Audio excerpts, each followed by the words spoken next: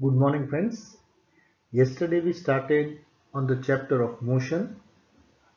Motion is a very basic lesson in physics. We had done the concept of rest, the concept of motion. We saw different types of motion. Then we went to the concept of distance and displacement.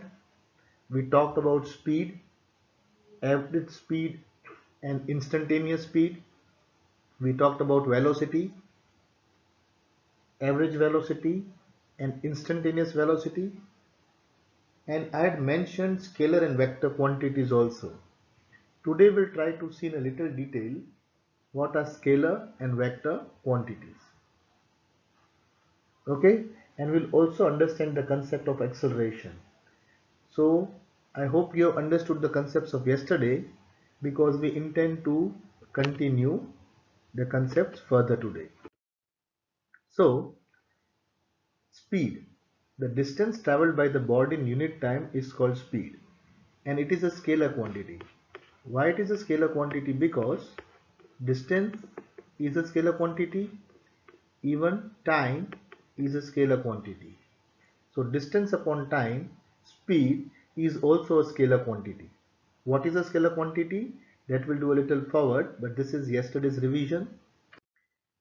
And velocity is displacement of a body in unit time.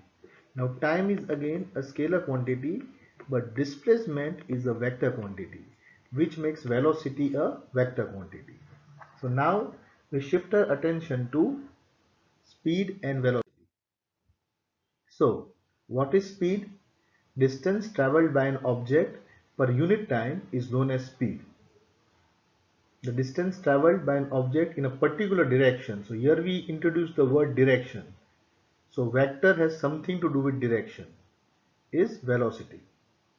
Average speed of a moving object cannot be zero. Speed of an object can never be zero. Average velocity can be zero. When is the average velocity zero? When the displacement is zero. And when is the displacement zero? When you come back to the starting point. So if you are running in a circle, you can start from one point and come back to the starting point, then your displacement is zero. If your displacement is zero, then the velocity has to be zero, the average velocity, not the instantaneous velocity. Speed tells us how fast an object moves. Velocity tells us how fast an object moves and in which direction it moves. Speed of an object is always positive. Velocity can be positive or negative or even zero. Speed is a scalar quantity, velocity is a vector quantity. So again we come to the words scalar and vector.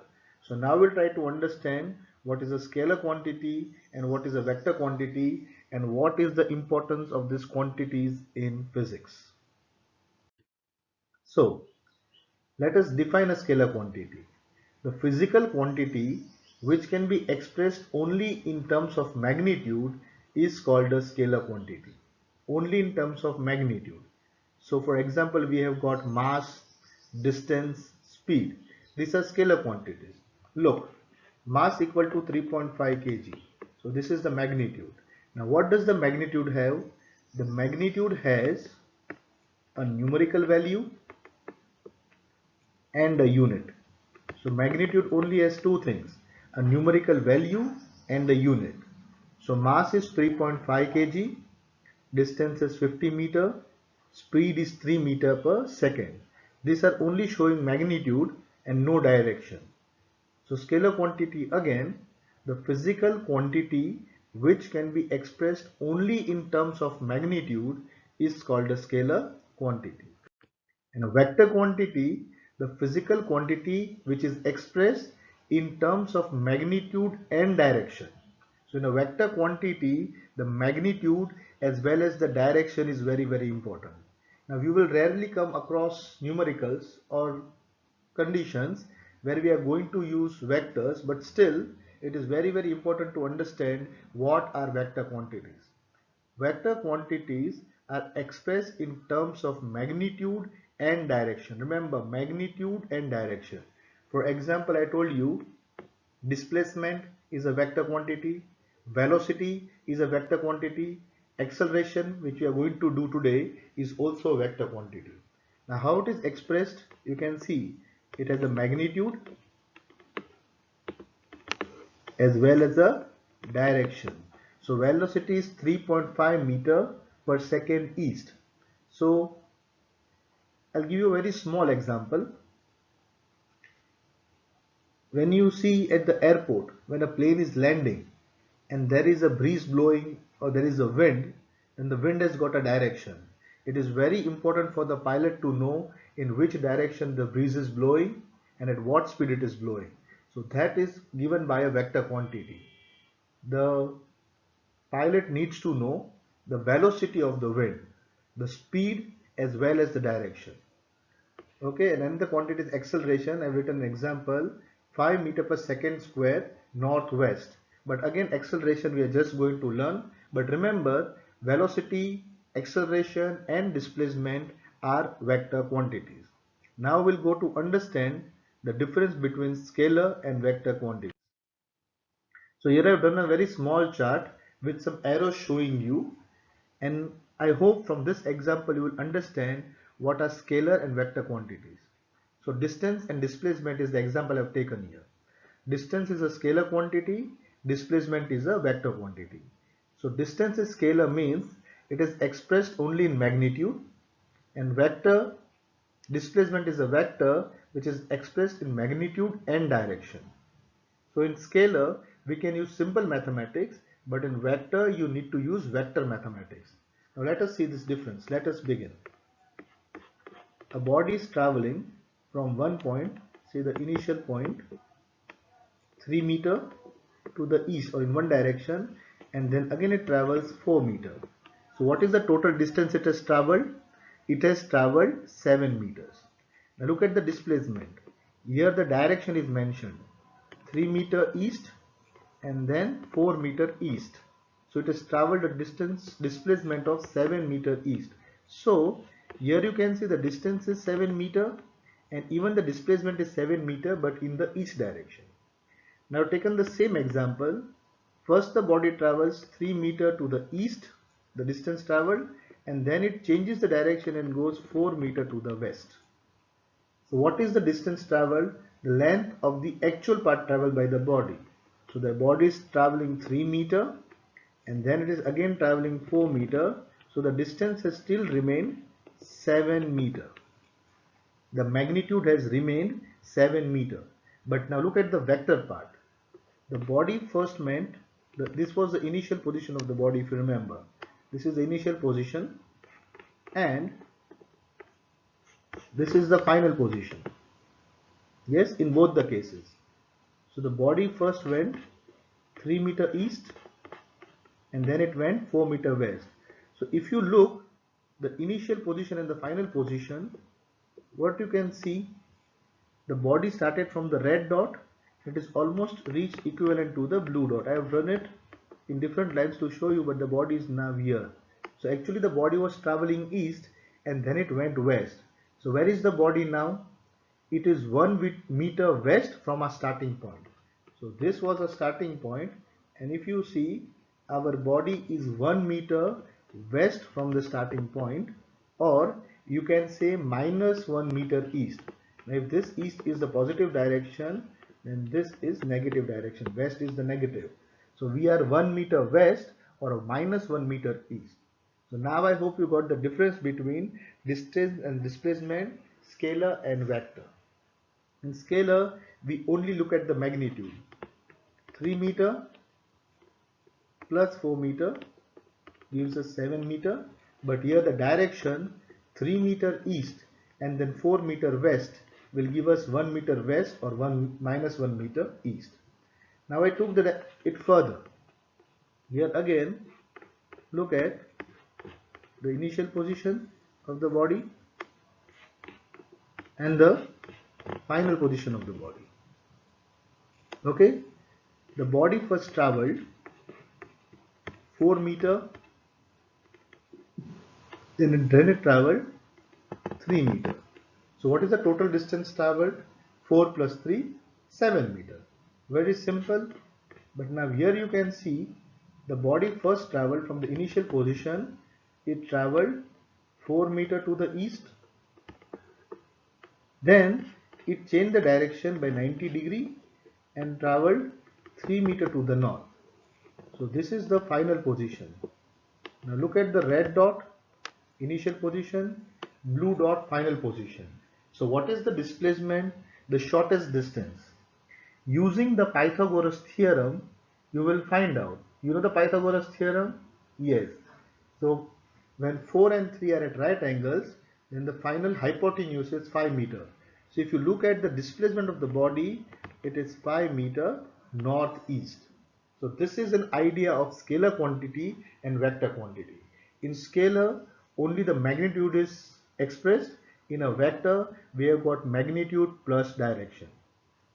So the example I gave you, if you remember the example, yes, of the pilot.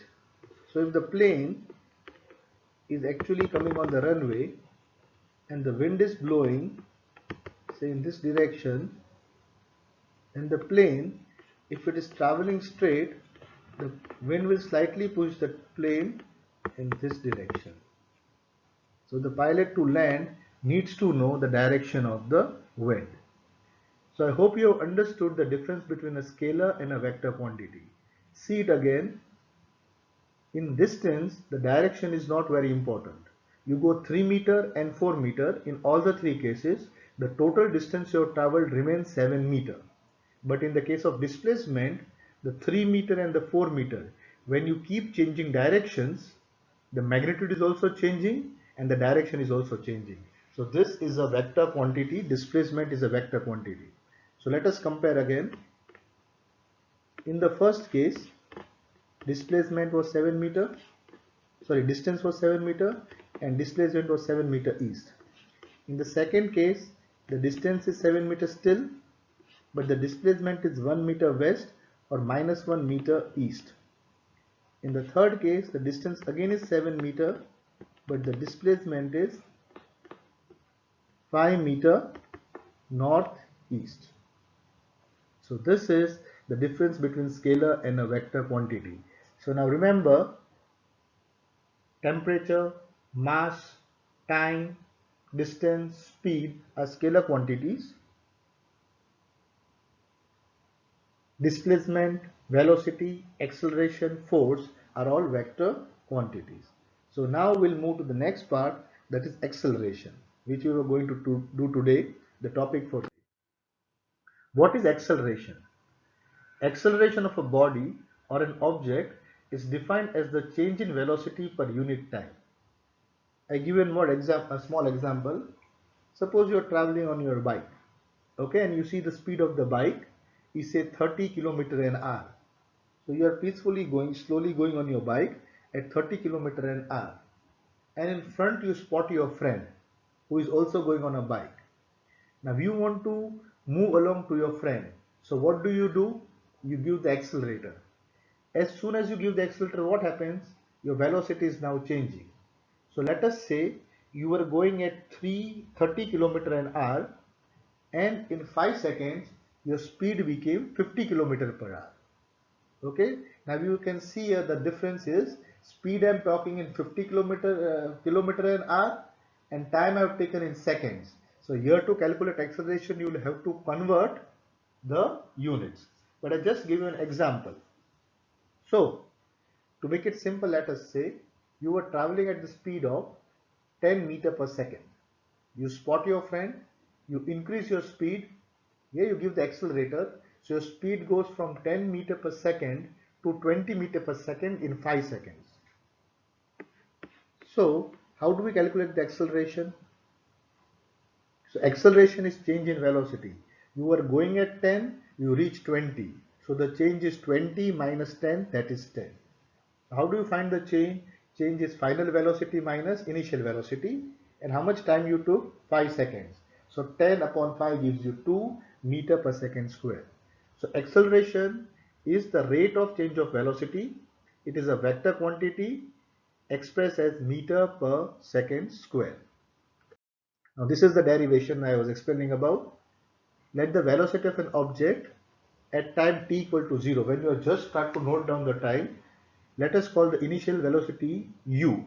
I told you you were going at 10 meter per second. Okay, and then after 5 seconds, the time after 5 seconds, the final velocity is v. So in our case it was 20 meter per second. So what is the change in velocity? Final minus initial.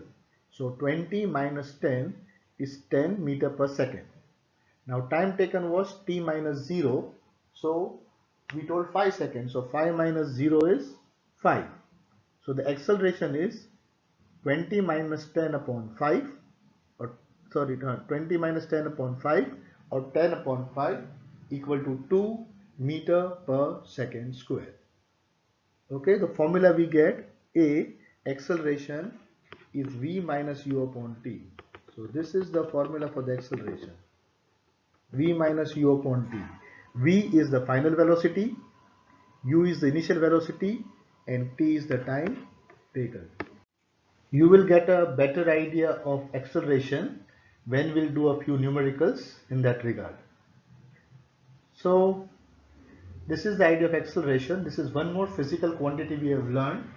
So to understand motion, what are the things we have done so far? The concept of rest, the concept of motion, we've seen types of motion, we have seen what is distance, what is displacement, what is speed, what is velocity, and what is acceleration. Now let us try to understand a little bit of acceleration. If a velocity of an object increases with time in the direction of the motion of an object, it is positive acceleration. So positive acceleration will increase the velocity. A very simple example, if you drop something from the top of a high building, what happens? As the body is falling, the velocity is increasing. Why is it happening? The body is falling downwards, yes, and the velocity is increasing. So that is positive acceleration. Now if you throw a body upwards, what happens? The velocity is decreasing. At one point the velocity will become 0, where the body will stay there for a second and then the body will fall down. So when a body is falling down towards the earth, its velocity is increasing in the direction of the motion, that is positive acceleration. And when you throw a body upward, the velocity is decreasing, that is called negative acceleration.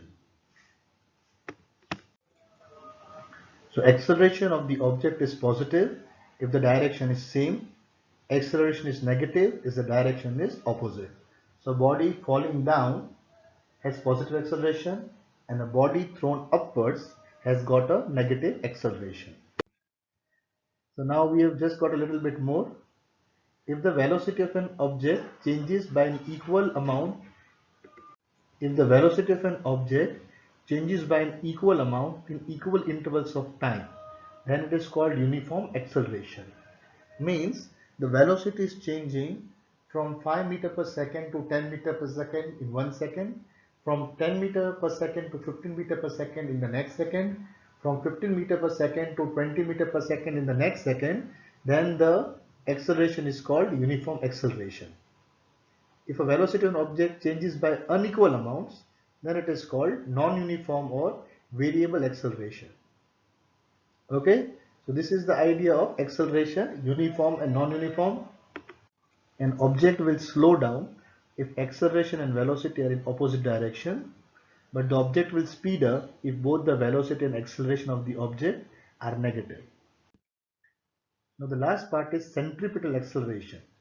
Now here I have drawn a body which is going in a circular motion, in a circular path with constant speed, like a fan which is moving on your head.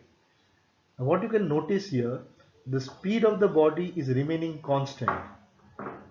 So the speed of the body is remaining constant, but the direction is continuously changing. Now how do we find the direction of a circular body? Okay, so very simple example would be, if you take a piece of string and tie a stone, if you take a piece of string and tie a stone to it at one end, if you tie a stone at one end with a piece of string, okay, and you whirl the string over your head. So the string makes the stone go round and round. Yes? So if you take a piece of string and tie to a piece of stone, you can make the piece of stone go round and round. Now at any place, if the string breaks, in which direction will the stone fly? Yes, the direction in which the stone flies is the actual direction of the stone. So in this case, the stone is going round over your head. Yes, it is going round and round over your head, and if the string breaks, the stone will fly in a particular direction. That direction is called the direction of the stone. So in the diagram I have shown you by the black arrows. At every point you can find out what is the direction. Here the stone will fly in this direction. Here the stone will fly in this direction. Here the stone will fly in this direction. Here the stone will fly in this direction. So constantly the direction of the stone is changing. The speed is not changing, but the direction is changing. So we can say the velocity is changing because velocity is a vector quantity which depends on both the speed and the direction. Now for a circular body, the speed is not changing. The fan on the head, yes, it is going with constant speed. So we are saying the speed is not changing, but still the velocity is changing because the direction is changing. So because the velocity is changing, it is supposed to be an accelerated motion. How we define accelerated motion? Accelerated motion is the motion in which the velocity is changing. And why the velocity is changing here? Though the speed is not changing, the direction is changing. And because the direction is changing, it is an accelerated motion. So we call this centripetal acceleration. Why? Because acceleration should have a direction. Here the direction of acceleration is towards the center. The acceleration is towards the center. There is something in the center which does not allow the stone to go out. Yes, that is the string. So the string is having a force towards the center or an acceleration towards the center. This is called centripetal acceleration. So we are only going to do this many concepts today. We are finishing a little early because these concepts are very important. I want you to one more time revise all the concepts. I'll name the concepts: the concept of rest, the concept of motion, the concept of distance, the concept of displacement, of speed, of velocity, of acceleration and centripetal acceleration. Understand all these concepts in very detail, and then your physics will become much more simpler for you. Okay, so I'm going to end a little early today, but I hope you have understood everything. In case of any doubts, send a message to me and I will clarify your doubt in the next video lecture. Thank you.